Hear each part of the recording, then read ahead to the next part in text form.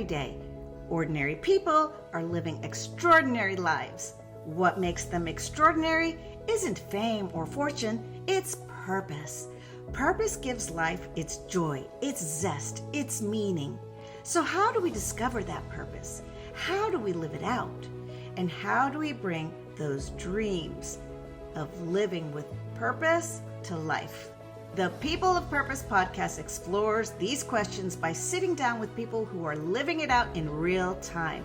You'll hear their stories, their struggles, and their breakthroughs, and maybe even discover your own next step toward living a life on purpose. I'm Penny Peerboom, and this is the People of Purpose podcast. I'm on a mission to transform lives. I want to help you discover your purpose and your passion, or if you've already discovered it, to elevate it by equipping you with strategies and systems that produce extraordinary and sustainable results to build a life worth living and a legacy worth leaving. Because in the end, it's not just about what you leave for people. More importantly, it's about what you leave in people. Thank you for joining me. Together we rise. Thank you for joining me today on the very first episode of the People of Purpose podcast. I'm so delighted to kick this off with an incredible guest and dear friend, Chelsea Dischinger. Chelsea's journey is one of resilience, transformation, and impact. After 6 long years of battling postpartum depression, drowning in guilt, shame, and self-doubt, she hit rock bottom. She had big dreams but no drive and kept giving up on herself. But she knew she was created for more, and that realization sent her on a decade-long journey of healing. She read, studied, and applied everything she could get her hands on. Through trial and error, she came to a place of wholeness, healing, and success. And now it's her passion to help all women with big dreams step into action and finally become who they were created to be. Chelsea is the founder of the Growth Society, her coaching membership site, which you can find at coachingwithchelsea.com. She's also the author of the 5 non-negotiables, Stop Negotiating Away Your Purpose and Reach Your Goals.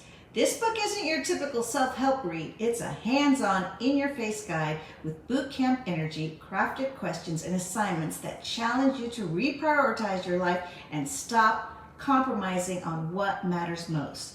And here in New Braunfels, Texas, she is the powerhouse behind the Connect group, where women meet bi-weekly to find motivation, connection, and community.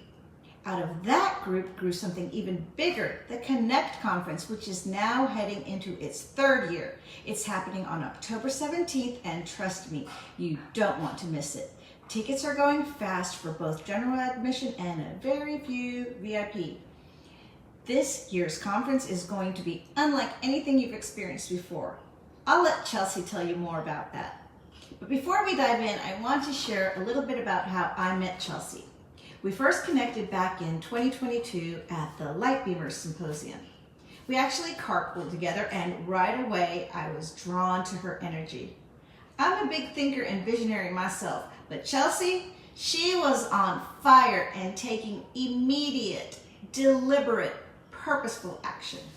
She had just moved to New Braunfels, didn't know a soul, but started this group called Connect, opening up her home to strangers who are now friends, sharing powerful messages and creating space for women to gather and grow. I remember on the car ride home, she told me about the idea for a conference. I thought she meant next year. She said, no, this year. Wow. And despite all the challenges, she pulled it off, and it was amazing. Year 2 was even bigger, and now here we are getting ready for year 3, and I can't wait. Enough for me. Let's hear from Chelsea all about how this came to be. Please help me welcome Chelsea Dischinger. Hi, Chelsea. I'm so excited that you're here, and I can't believe we're coming up on the 3rd Connect conference. Thank you for having me. I appreciate it. You're so welcome. So let's start with the Connect conference that's coming up, and then we'll go backwards to how you got to where you are today. I really want to make sure people hear about the upcoming Connect conference because you have really designed it in a very unique new way, and I'm super excited about what's coming. So please share with us what you have in store for the women of New Braunfels this year. This year's Connect conference is going to be like no other conference you have ever been to. The last two Connect conferences have been powerful and amazing. This year, though, I really sat with the idea if you had a few hundred women in a room for 6 hours and there were no rules, what could you do to help them change their life? And I sat with that for about 2 months. And every day I would think about it and pray about it and write the things that I felt would really change women. And I compiled this incredible list. And this is the list I used to create this event. So it's a conference. I'm using the word conference, but really it's a con-treat. It is if a conference and a retreat got married and had a baby, this would be their baby. It's the powerful impact and transformation of a retreat in the time period of a conference. So I am so excited. We're going to expect the unexpected. You're going to go inside. You're going to go outside. VIPs are going to go ziplining. It's just going to be a really unique, incredible experience. I am so excited. It is going to be the most transformative thing we have ever done for women yet. It was on and off, like, oh, we can do this. No, we can't. Da, da, da. And I was panicking on the inside. And finally, we found a solution that will work for everybody that's actually going to flow with our day. That is so amazing. I just love it. Two things happen when we start taking action. First, the things we've been learning or dreaming about start to cement. They take shape in real life instead of just floating around in our head. And second, every step we take helps our purpose and passion settle deeper. Like we're dropping an anchor into solid ground. It gives us something steady to hold on to, and from there we can build momentum. So I'm really excited about this because it's not going to be one of those events where you just sit in your chair, take notes, break for a few minutes, and then get right back in your chair. This is different. It's alive, it's interactive, and that's so exciting. But I want you to share with us something deeper. How does someone take an idea that's never been done before, something totally out of the box, and actually find the courage to go for it? Because from the moment you shared this idea, you've been so excited and enthusiastic about it. And you never once wavered or said, I don't know if this will work. At least I never saw that side of you. So tell us, when you first birthed this idea, what was it like? What did it feel like in those early moments when it was still brand new before you even knew it could take off?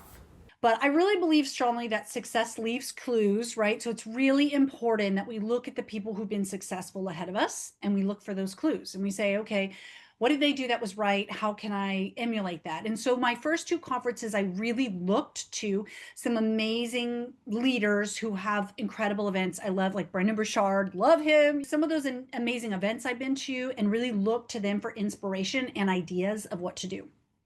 What I love about this year is I've been leading not long, but long enough to have a little bit of courage to step out into the uniqueness that God has made me as a leader. Really being able to throw the rule book out and go, let's just think outside the box. And this is the type of leader that I know I'm supposed to be. But I think in the last 2 years, I've been a little bit timid to step outside because I don't want to mess up, or what if it doesn't work? And this year I was just kind of like, you know what, forget it. We're just gonna just throw away the rule book. And I mean, we have the basics that we know we need, but how can we be different? What can we do uniquely? And I think I'm starting to lean into that as a leader. And that excites me because it also allows me to be authentic, and it allows me to flow from my unique giftings rather than just trying to copy others around us. And there's nothing wrong with that, especially when you get started, right? You're really looking to others on how do you do this and getting a lot of advice. And I believe in that. But I don't know, it's just exciting to kind of find your own lane of leadership, you know? I love this. I just took the Strengths Finder assessment, and my number one strength is ideation. I'm an idea generator. And it's one thing to think outside the box, but it's a whole nother thing to do outside the box. And that's what I love about you. You're not only an idea generator, you're an action taker. Every idea you've ever shared with me hasn't just stayed in your head. It's turned into immediate action without wavering. So I have to ask, was there ever even a smidgen of doubt? Where did that courage come from? I'm guessing there's a trust in your calling, but the way you stepped out with such passion and urgency is remarkable. Tell me about that. Well, definitely, I have my moments of doubt. That is for sure. One thing about me that is, I guess, interesting is I get an idea and I just jump off the cliff and I don't even think that it couldn't happen. It's not possible. But about halfway through it, when all the resistance starts coming, I go, why did I do this? What was I thinking? This is insane. Oh my gosh. It's like I don't go there in my, I don't know why. I think I really struggle a lot in the middle phase because the beginning's exciting, right? You got the idea, yes, we're going to do this. And everyone's like, oh, I'm going to help you. I'm on board. And then the middle part of it is where people start dropping off. You start realizing bills start coming that you got to pay for this dream. You know, the excitement is kind of worn off a little bit, and you're starting to face the reality of this is a huge mountain to climb. The good thing is, usually by that point in time, I'm already so far in, I can't really back out. So it forces me to get through it. And then when it's done, I'm like, oh, I'm so glad I did that. I think that's when a lot of times when people quit. And I mean, even in this conference, I've had to pivot a ton. I mean, one of the things that was really frustrating was when I first told the place, like, oh, we're going to do zip lining. And they're like, great. And I'm like, VIPs are doing zip lining, right, on the Thursday night. And the place said to me, oh, great, no problem. I said, how long is it going to take to get through the zip line? They're like, oh, like 30 minutes, no problem. Okay, great. So I start selling $300 tickets for VIP, right? And promising ziplining and all this stuff. And then they come back and say, oh, ziplining is going to take 5 hours to get 40 people through the zip line. And I'm like, 5 hours? Wait a minute. Like, I've already sold tickets. We've already worked this out. Like, everything's, and I'm starting to panic because I'm thinking, oh my gosh, how am I going to go back and tell these people? And some people really, they wanted to do VIP specifically because of the zip lining. That was like their favorite part. Like, how am I going to go back and change this? And so I didn't blow up on the people. I hung up the phone and I just thought about it for a little bit and I wrote down what I wanted to say. Then I called her back and I said, listen, this was our first conversation. I've already sold tickets. Is there any way to make this, and not taking no for an answer? I know exactly what you're talking about because I started something and now I'm like, oh gosh, what am I doing? I've got 25 more videos to go and I can't stop now. When I finish, then I'll go back and change things, but I really just have to finish. You see, I'm really good at pivoting when I see on the horizon that it might not work out, but I can't do that here. I can't keep pivoting. You can't just change midstream like, okay, we just won't do the zip lining, never mind. No, you've got to say, all right, we're going to do it and we'll see how it goes. And then you persevere and you realize it was fine. Because I know this, your mind wants to keep you safe. Your mind is going, don't go there. And so you mentioned resistance, and I'd love for you to talk a little bit more about that. When resistance comes up or when your mind is trying to pull you back, tell me more about that. Resistance is real. When you're trying to lead, I think one of the first ways you get attacked is, at least for me, is through other people. Whether that's doubt about your idea, this is dumb, whether it's people promising you they're going to help you and then they don't show up, right? Being let down, criticism, and competition. So I've dealt with all of those things. So I've had people literally go out of their way to try to destroy my conference or compete with my conference. I've had people criticize me, think I'm crazy. I've had, even people with good hearts being like, oh, you really shouldn't do this. It's too much pressure, Chelsea. It's too much. You should slow down. You need to stop, right? Even with good hearts, right? So it's really, really important for me that when I am going to do something, I feel like I am called to do it in this moment. I'm not doing it for myself or to impress people or whatever, but I know, no, this is what I am meant to do right now. The other thing is I've really learned about don't question, like, if you're in the middle, should I have done this? Maybe this was a really bad idea. This is horrible. I have learned to just keep marching forward until it completely fails. So it either has to completely fail or I'm pushing through, but there's no quitting. If God has asked you to do something, He is going to make a way. And the first way, the way you imagined it going, isn't the way it's probably going to go, but that doesn't mean you're failing. It doesn't mean you're doing a bad job. It just means there's a different way to get there. You can't get offended and you cannot get discouraged. I just love everything you're sharing with us. Thank you again, especially the part about people. In my personal journey, I discovered, and I bring this up because I think it applies to a lot of people, that sometimes when we have a big dream, we get kind of lost. We start thinking about our purpose and our passion, and we just don't know. We start to feel lost. And the problem is, it's often hidden underneath a bunch of mental clutter. The things people told you that you could or couldn't do, the inner critic in your head saying, that idea is dumb, or why would you want to do that? It's too much work. All those voices pile up, and so we have to dig through the crap to get to our purpose. It's underneath all that clutter. And I want to touch base on something else and go a little further back to how this all came to be. What I've observed in you is that the way you get over those obstacles is by having fuel. You have a passion that fuels you. Without that fuel, those voices could have brought you down. You might have quit if you didn't have that fire burning inside you. Because it's one thing to have a great idea or vision, but it's a whole nother thing to have it fueled by passion. And I've seen that passion in you from day one. I even shared it in the intro to this podcast, how when I first met you, you said you were going to have a conference. It was only like 6 months away or something like that. And I said, next year, right? And you said, no, this year. And you had some huge challenges that summer. I didn't share the details with the audience because I wasn't sure what you wanted to share, but that doesn't matter. But I know that you didn't even get started on that conference until late summer. And you still pulled it off, and it was beautiful. It was amazing. Nobody would have guessed the stress you were under. Oh, I just remembered you even got sick for a little while, right? Like weeks before the conference, and you had so much to do.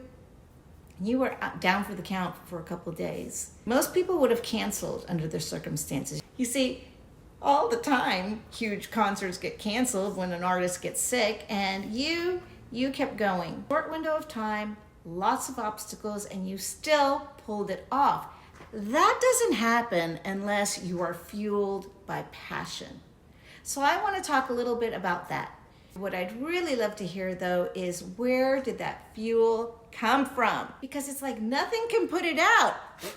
I mean, like there's nothing that can even make it flicker. You come fueled, and you also know how to refuel. So tell us more about that. Well, thank you. You're so kind. I think that a lot of the passion is just put, it's part of the calling put within me. Every single day, I read this. Chelsea's mission: to love women, shine a light in the darkness, and lead them towards freedom and their purpose. And every single day I read this, I refuel the passion. Because the one thing about leadership is oftentimes we start with a really good heart and motive. But people and obstacles and stress, just like entrepreneurs, it's like you start this business because you want freedom, but you end up becoming a slave to your business, right? And you get totally out of your balance. Your life gets out of balance. You don't have time I started this business so I'd have more family time, and I never see my family now, right? You hear that all the time in entrepreneurship. It's the same in any form of leadership. We start because I want to help change people's lives, but now I'm so busy, I don't even have time for my own kids, right? And so that's one of the biggest things that has helped me is every day I read my purpose. I have here my goals and my why and my mindset. And this is how I keep myself on track, because I tend to be a perfectionist and a people pleaser. So it's really easy for me to wake up in the morning and look at the list of things I need to do for this conference and step into stress mode. What if it's not good enough? What if people don't like it? What if we don't And the whole time be worried about what people think. They're spending money on this. They're sacrificing their time. Oh my God. And just operate out of this stress Or I read my purpose and I'm like, my purpose is to love women and shine a light in the darkness. How can we love women well during this conference? What light can we shine in their life so that they can see the next step they're supposed to take, right? Like really reminding myself, why am I doing this? Because I will go, well, I can't let anybody down. I can't disappoint anybody. It has to be perfect for them. And then instead of operating out of an overflow of excitement of the love and transformation that's going to happen at the conference, I operate out of is everybody happy? Is the temperature okay? Is everybody da da da? And then you cannot operate out of overflow. The best version of you is not showing up. The stressed out, overwhelmed, people pleasing version of you is going to get on that stage or is going to run that day, and then you're going to wonder why it didn't go well. But I have learned authenticity, it makes a huge difference. If I can really be there that day, even if the food doesn't arrive right and we're running late and things go funky, if I can get up there and I can really be focused on loving these women well and shining a light in the darkness for them, it's all going to work out. And I think one of the hardest things in leadership is continuing to be disciplined to put yourself back to what matters most and not letting all of our own internal, it's my own internal garbage, my worry of letting people down or people pleasing, or this is my reputation. And oh my, what if nobody buys a ticket? And what if people don't show up? What if the speakers are bad? All of those things are crying out to me every day of this process. There's never not a single day where all of that is not dying for my attention. And I have to say, no, no, I'm not there. This is not my show. They're the star of the show. I'm here to serve them. How can we serve them? And really like demanding that I refocus on the purpose behind what we're doing. There's also this really big voice inside of me that feels insecure and is full of fear and is stressed out and wants to have a good reputation and wants everyone to love everything I do. This is how I kind of calm those voices a little bit, is by going through my mission statement. I go through, look, this paper says my mindset, right? This is my priorities, my goals. I read these every day and I redirect my mind and say, this is what we're doing today. And this is why we're doing it. And this is how we're going to show up in our marriage. And this is how we're going to show up with our kids. And this is how we're going to show up on the conference. And it keeps me grounded, I guess. We don't recognize how much we need to reground ourselves every day, to refuel every day. And so little by little, we slowly veer off course until one day we wake up and it's chaos. There were a couple of things that you said that really stood out, especially your love for women. We also talked about how people can let you down and how there was even a time in your postpartum depression when there were some women that let you down.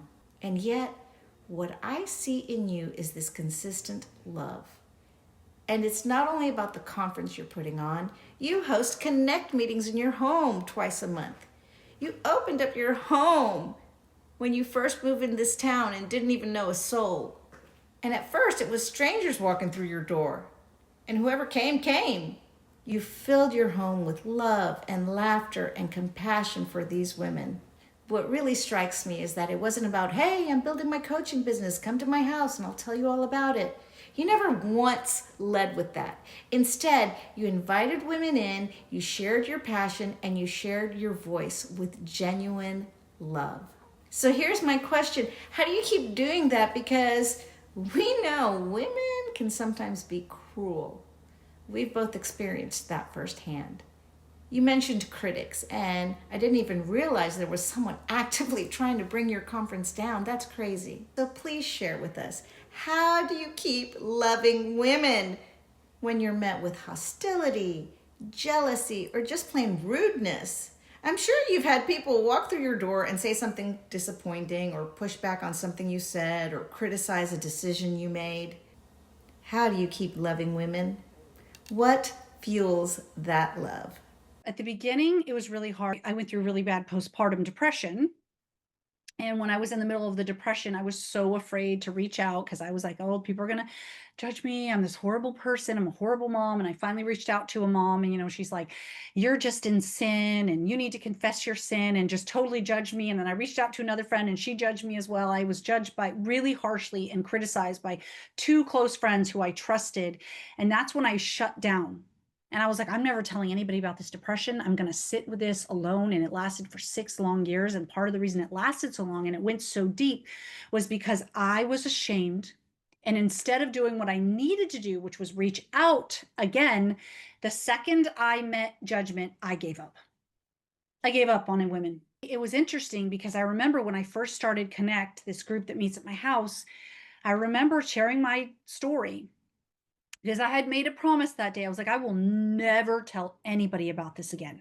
Like, I'm shutting women out of my life. No, I will have superficial friendships, or friendships that never know about anything I'm going through. And so when I started Connect, I remember getting up in front of everybody and saying, I can't do this anymore. I need to forgive and I need to let go and I need to trust women again right now in this moment. And I am going to welcome you guys into my heart and into my life. And I'm going to trust you and I'm going to love again. And that was really emotional. It was really hard. And I meant it. And since then I have, yes, been hurt many times, sometimes very deeply by the women that I have led.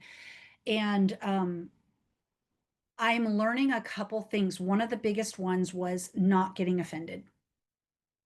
I just made a decision because when I was offended, it was like I was building a fence around, right? I'm building a fence around my own heart so that I cannot be hurt because I didn't want to get hurt again. And so I started building this protective fence of offense. And it also justifies why I'm mad. I like my little offense. But then I realized this fence isn't protecting me, it's keeping me separated from the women I'm supposed to love. And so I made a decision. I said, okay, you know what? From this point on, I'm not offendable. And it is one of the best decisions I've made. Can I just tell you? And people go, how do you do that? That's so hard. I'm like, no, I no, I am not carrying this. I am letting this go. And you know how many times I have let things go and half the time it wasn't even what I thought it was, or the relationship gets healed. And then those who are not meant to be, they go on their own. Like, I rarely have to do anything confrontational. And if I need to, I will. But most of the time, I just I can't get offended at women and love women at the same time. It's not possible. It doesn't mean I don't set a boundary. When women show me their true colors, there have been times when I have had to set specific boundaries out of wisdom. But that's different than getting offended. And every time they walk in the room, I'm like, oh God, they're here. I'm going to feel awkward all night. Oh, geez, I got to avoid them. I'm like, I'm not doing that stuff. I'm going to be here and I'm going to be happy to be here. And I'm going to talk to them and have a conversation and we're going to be good. And it is freeing. I have full autonomy over what I think and feel. I can choose to not care. They're like, no, you can't. Yes, you really can. You can go, they were rude to you, and you can go, oh, well, and move on with your day. Who told you that if a lady's rude to you, you have to get upset, you have to get mad, you have to judge her, you have to get offended? No, who told you that? Our energy and our time are our most precious resources. I'm tired of spending my energy and my time like mulling over and ruminating over being upset about people. Like, I don't want to do that. I want to love my family. I want to sleep good tonight so that I can love my kids well. And I'm not saying that you just snap your fingers. It is a mindset thing. But so, like, when I talked about that mindset work, part of my mindset work, and when it comes to the women in my life, people, this is my mindset towards people. They are something to serve, not something to use to get something from. I can serve others by listening to them. Let them talk more and feel like they are heard. Do not use people for validation or to make myself feel better about myself. Instead, I'm going to love others and put them first. Part of the reason we get hurt and offended is we want to control stuff. We want to control the way people see us. We want to control the image that people have of us, right? Well, the reason we want control is because we were actually designed for control. God designed us to control our attitude, our mindset, our words, our actions.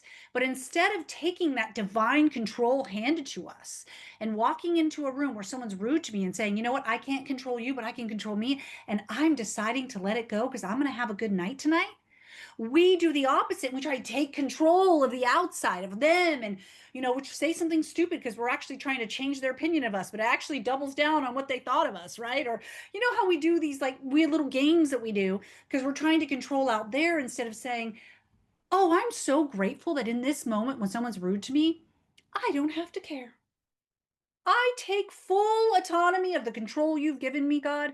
And that control is to not care. And I don't mean in a spiteful way of like, I don't care about you. I just mean like in a genuine, like, I can release this. I serve a specific group of women that live in my city, in my town, that I see all the time. And that means you have deep relationship. That means you have disappointment, miscommunication, rudeness, struggles, bad moods, hard days, right? So the only way I know how to really love people well is I have to have this ability to let it go. You know what, Chelsea? It's called grace. Yeah, right? Having grace. I love this. This talk was golden. This piece. And a lot of times we can't let that one version of a person define everything about them. I had someone, a mom, who did something that was really detrimental, pretty bad. I had to speak up and say, you might want to rethink this choice you made for your child.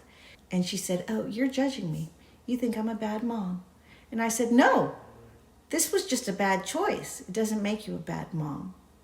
And it's the same with friends. Sometimes they say the wrong thing, they do the wrong thing, they let us down because, I don't know, something else might be going on in their life, or maybe they didn't realize how important it was to you, or how their words would hurt you. Or maybe they just had competing priorities. Maybe they were simply overwhelmed. They do this one thing that hurts you, and the temptation is to say, that's it, I'm cutting you out of my life. But no, you choose grace. I've had friends show me grace, and I'm so thankful for it.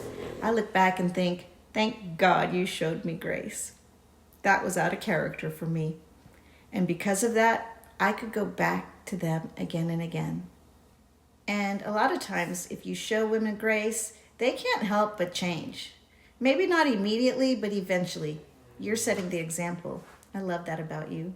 I also want to chime in and say something about emotions.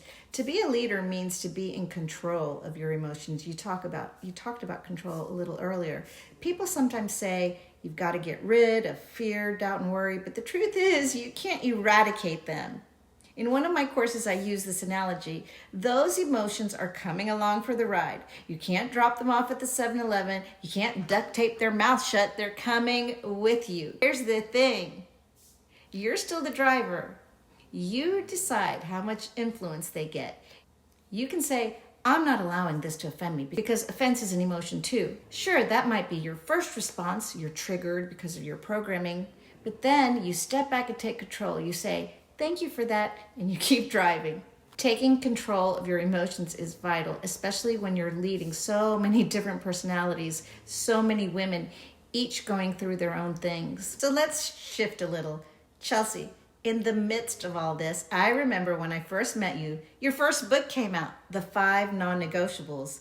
That was such a gift because at the Connect meetings, we only get you for about 20 minutes, but then we had this book, which was your entire framework, and it was amazing. I even shared in the intro how much I love your boot camp style. And in the midst of everything else you're doing, let's not forget you're raising a family. You've got extended family here, your parents and your in-laws. You've got 2 very active daughters in high school. You've got a husband who travels. You're keeping yourself healthy and fit. And now you're writing a second book. Would you share with us a little glimpse of what's on the horizon with that new book? This book is a very unique take on anxiety. I wanted to unmask anxiety. That was my goal for this book, because one of the biggest battles I feel like when it comes to anxiety is, where the heck is it? Like, where is it? I can be going through my day perfectly fine, and then the next thing you know, panic attack on the floor. or I think I'm okay, and all of a sudden I'm not okay. It's like this invisible force. Where does this come from? So at the beginning of the book, I talk about how anxiety gets inside of us. How do we let it in? And the first thing is I reference anxiety as almost like the perfect salesman. There are 5 promises that anxiety makes us. And we go through, something happens that's going to trigger our anxiety, and anxiety comes up and goes, "Oh, I've got the answer for you." And it gives us one of these 5 promises, like you can have control, like, "Oh, let me in, I'll help you control the situation." Right? And we're like, "Oh, thank God, I need control. Come on in." Yes, right? So we go through these 5 promises. So by the end of the first part of the book, you're really very clear in the exact mindset choices you are making that is opening that door to anxiety into your life. So you go, "Oh, okay, this is where it starts." The second part of the book, I talk about where anxiety grows and how it lives inside of you. Anxiety is very much like a virus. So a virus can't live on its own, outside. It needs the proteins in your cells to survive. Once they get inside your body, they will get inside of your cell and then replicate until they've replicated so much that your cell like explodes open and just explodes the virus all over your body. Think panic attack, right? That's a panic attack. The other way a virus gets in is that it goes inside of your cell and it clones itself in a way that the cell thinks it's a part of it. Every time your cell replicates, because our cells are replicating all the time, it replicates the virus because it thinks that it's part of its own cell. So it replicates. So every time the cell replicates, the virus grows. This is anxiety as a habit. Anxiety is found within our habits many times. So what happens is every time we do the habit, we are feeding and replicating the anxiety. And a habit is something that we do so often, we don't even realize we're doing it. This is why anxiety feels invisible, because it's living in our daily habits that we don't even realize we're doing. Have you break apart anxiety into, we break down our habits into cue, routine, reward, and you break down your cue, then the routine that you're doing that's feeding the anxiety, and then the reward that you're seeking. And then we talk about rewards. Rewards are tricky because, kind of like I talked about with control, well, the only reason I'm doing this anxiety habit loop and I'm feeding this anxiety is because I'm wanting this reward. And say like it knocks on our door and says, "Hey, if you let me in, I'll help you control this really scary situation." And we go, "Yes, come on in," right? So then we let it in, and then so we start we're mulling it over and ruminating, and we're talking about all the worst case scenarios, and we're just feeding that anxiety because ultimately we feel like we're doing something about it. We're controlling it. But the truth is we are designed for control, but we're trying to control the wrong things. The anxiety tries to get you to have the reward twists the reward. So when you redefine the reward, you go, "Actually, excuse me, I don't need you, anxiety, because I can control this without you, because the part I'm supposed to control doesn't involve you. It involves me controlling my mindset and letting you go and just enjoying my weekend, knowing that I'm going to talk to my boss on Monday and it'll all work out." The last part of the book, I talk about the 5 weapons that we have to overcome anxiety. And there's many more weapons than 5, but these are just the 5 specific ones I felt led to put into this book. And so it's just an all-encompassing. By the end of the book, you're able to look anxiety in the eye and go, "This is exactly how it's getting inside of me. Oh my gosh, these are the habits I'm doing. This is the loops I have created. These are the mindsets that are feeding it." And then you are empowered by these amazing weapons that you already possess to fight against it. I can't wait. That is so awesome. Well, before we finish, I have such great nuggets, such big takeaways here. We talked a lot about what makes a great leader, what motivates you, and how you brought this dream to life, along with the obstacles and everything that came with it. But I want you to give our audience an inside scoop about what happens after the conference.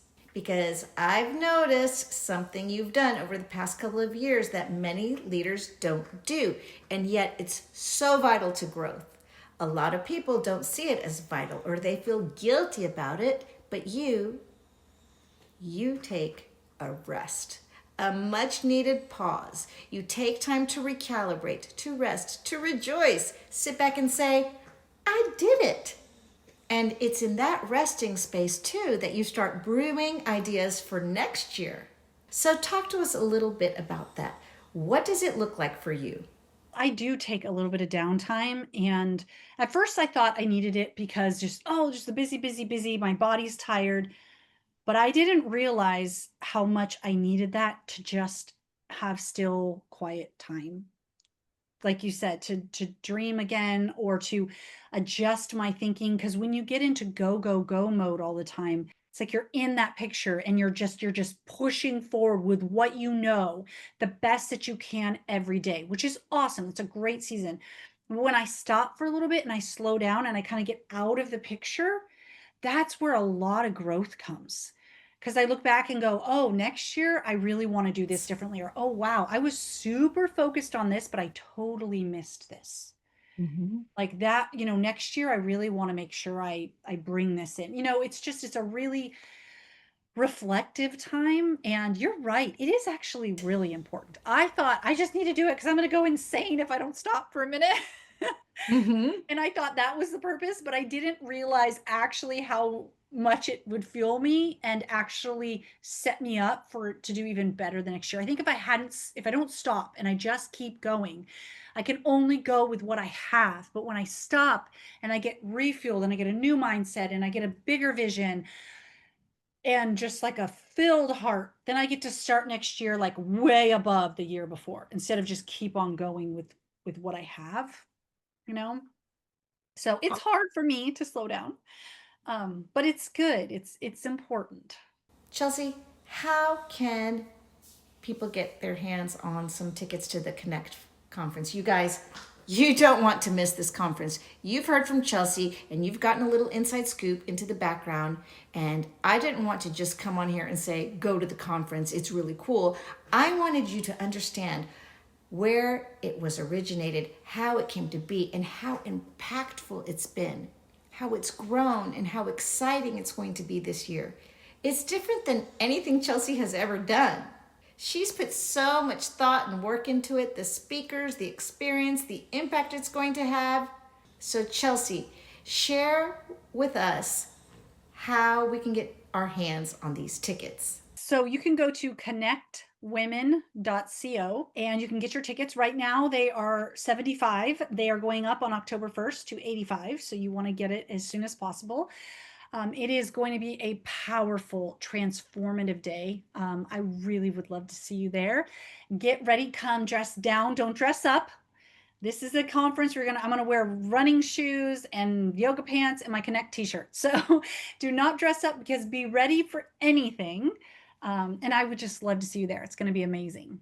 We have a few VIPs left. So if you want to do VIP, you got to snab it. VIP is a 2-day event.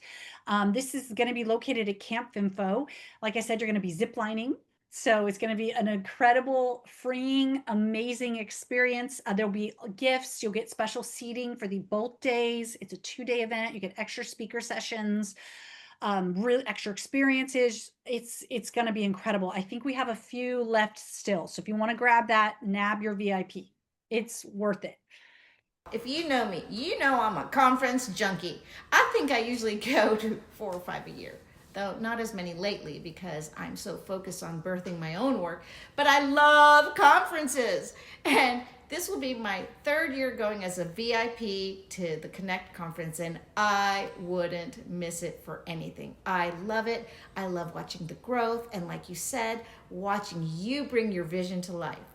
Over the years, I've seen you grow, and I'm just so excited. I can't wait to see what you have in store for everybody. So y'all, I'll see you at the conference. Thank you, Chelsea. Thank you for tuning in to the People of Purpose podcast. If this episode encouraged you, please follow, subscribe, download, and most importantly, leave us a review. Your engagement helps me live out my purpose, and even more, it helps me reach more people so they can rise up and reach their dreams too. Be sure to visit theriseupcollective.org. It's a community where we climb together, connect deeply, collaborate boldly, create with intention, and contribute with purpose. You'll find stories, resources, and even a chance to share your own. And if you're ready to take the next step, I provide solo, self-paced coaching, group coaching, and one-on-one coaching. Visit pennypeerboom.com to learn more and schedule a free consultation to learn more about my coaching, speaking, and instructional design services. Together, we're proving that ordinary people can live extraordinary lives of purpose. Let's rise up together.